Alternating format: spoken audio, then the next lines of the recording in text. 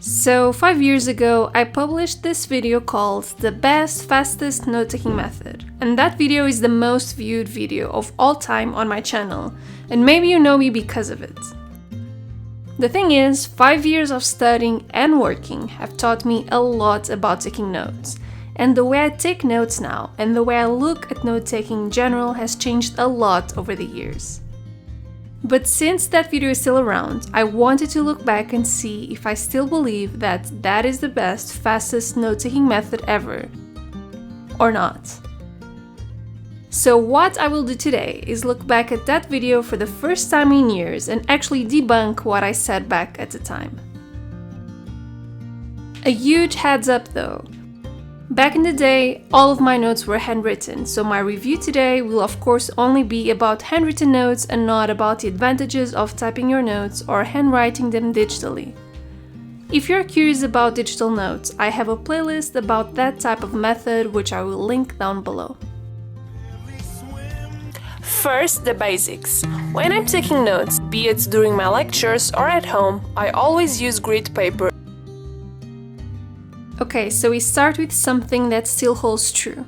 Grid or dotted paper are still the best types of paper to fight any type of frustration about being able to write in straight lines, draw boxes, charts and tables, and so on. A blue or black big pen, 2 highlighters, and 3 colored pens. In my opinion, that's completely over the top now. When I take notes, I use a black pen, and during the review process, I read entirely what I wrote, and then I use a single highlighter to emphasize certain keywords, and that's pretty much it.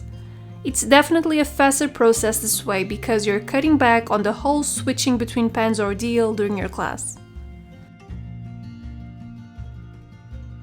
Before you start to develop your note-taking method, you need to know the following. Don't write everything that your professor says.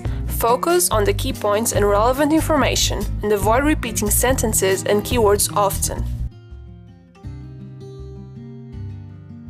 This one is definitely true, and I still believe that it's one of the most important things when taking notes.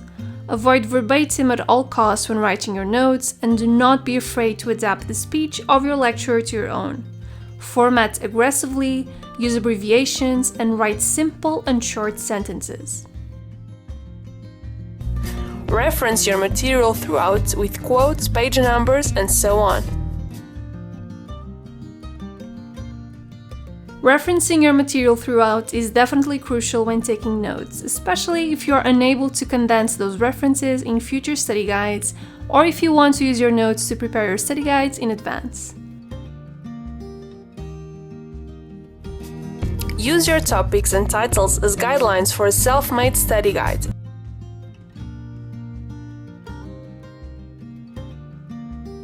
This is how I reviewed my notes before class, and it was definitely a quick way to do it during the semester, although it definitely doesn't replace the act of manually creating your study guides during final season.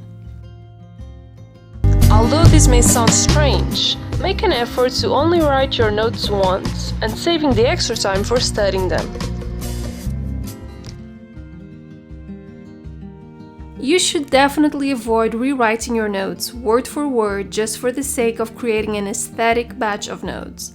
But rewriting your notes while seeking to complete the concepts you mention, add references or other valuable information can actually be a great way to consolidate your knowledge on the subject. My note-taking system uses the Cornell method as a base, but I've added a few personal tweaks. This method uses a triple division system, just as I'm showing you in the picture. On the left column, you should write the topics or titles of your material. In the right, you should take your notes per se.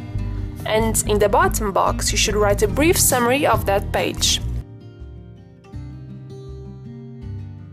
I'm actually now fully against the classic Cornell method because I'm pretty positive it isn't an achievable note-taking method in the long run. There are so many classes that cannot adapt well to this structure. Also, it's such a headache to be constantly trying to identify what should go on the left column and what should go on the right column. And by already squeezing everything into 2 columns, you lose the ability to actually add notes in the margin. For me, an outline style with indentation and bullet points is definitely the way to go for almost all topics and all classes. Also, you actually never find the right time to fill your summaries, and when you do, you're not even thinking about what you're writing, you're just filling that section because you feel like you have to. I've used this classic method for some time, but I found the need to change it up. First of all, I remove the summary box. This happens because my material isn't very adaptable to summaries. It's perfect if you can keep it, but if you remove it, it won't detract from the method. Then, I use my left column for titles like the classical method, but I also write quick notes that aren't related to the notes themselves, like professors' recommendations, articles that I should read on the subject, or reminders. This left column, as I've said earlier, it's a great automatic study guide. You can go through your notes and, just by looking at these titles, you can see immediately what you've already studied. You can even draw a box besides each topic so you can check them when you're prepared for a test or an exam.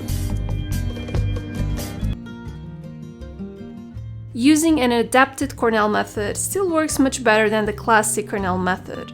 It's still too structured for me though, so I try to avoid the two-column thing as much as I can, because it's just hard to keep on the long run. But for people who actually enjoy that type of structure, I do recommend the adapted method over the classical one. This method benefits from color coding. You should write your notes in order to make the most relevant information pop out, as well as highlighting examples and key points. I normally highlight my titles in one color, use one colored pen for my examples, and another color for pages, articles, and quote references, and finally, a contrasting color for definitions. I also highlight in yellow any relevant key sentences. I believe that color coding really depends on what you're studying. It was pretty practical for law school because we always had the exposition of the topic, examples and references to articles or statutes, so being able to identify that information immediately just by looking at my notes was pretty useful actually. In other courses, I believe that forcing yourself to use colors is just incredibly unproductive because sometimes your code is difficult to apply on the spot while you're taking notes, and sometimes you actually get confused by it. If I have to draw any charts or graphs, I prefer to draw them in sticky notes so I can immediately refer to them while I'm studying. Also, if I mess up, I can always remove the sticky note and have another try. I actually now hate to use sticky notes. They get ripped or snatched or wrinkled and they're frustrating to deal with. If I have to write something down, I write it down normally. The whole "if I mess up, I'll add another sticky note" philosophy is just an incredible waste of paper. You can be creative while making your notes standing out. I normally draw a flag for main titles or sub, and I highlight the words within the flag. If you can draw a line that crosses the page to separate different topics and get your notes a bit more organized. I normally use flags and small banners if I want to make a portion of my notes stand out, so I can immediately see when I'm studying at home. Regarding using flags and small banners, I think it completely overcomplicates notes if you're actually taking them in class. But hey, if you want a creative outlet and actually have the time, using these small drawings can actually make some of that material pop out. Also, if you're afraid of writing slowly, try cursive writing. The fact that you're writing with the characters joined will make the writing process faster, since you don't have to lift your pen from the paper all the time. Also, try to understand in which angle you write the fastest. Personally, I found out that I'm a faster writer when I write everything slanted to the right. I still write in cursive because of this exact reason. It's definitely a lot faster because you don't raise your hands. Of course, that I never write in formal cursive, which is basically writing without ever lifting your hand from the paper, but I definitely write in casual cursive, which is a combination of joints and pen lifts most of the time.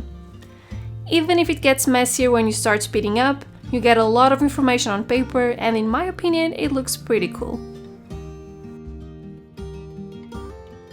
And if you want to improve your notes ASAP, you should take a course on how to improve your handwriting, like this course, that teaches you strategies for better form, legibility, and speed, and which is available on today's sponsor Skillshare for free with your 2-month trial. Skillshare allows you to learn almost anything for less than $10 a month.